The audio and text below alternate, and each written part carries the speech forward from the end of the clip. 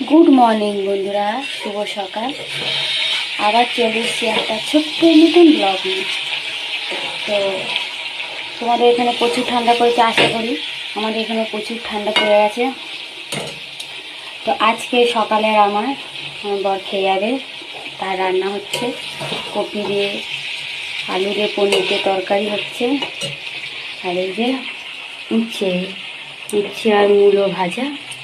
ভাত তো হয়ে গেছে, বাদ দাও। তো আশা করি সবাই খুবই ঠান্ডাতে ঘুরতে যেও, মজা করো, কেন গরমকালের লোকেদের অতিষ্ঠ করে দেয় গরম, এতটাই বদমাইশ। যাই হোক, শীতকাল বলে কিছুটা তোমরা এনজয় করো। তো কার কার ভালো লাগবে কমেন্ট করবে, শেয়ার করবে।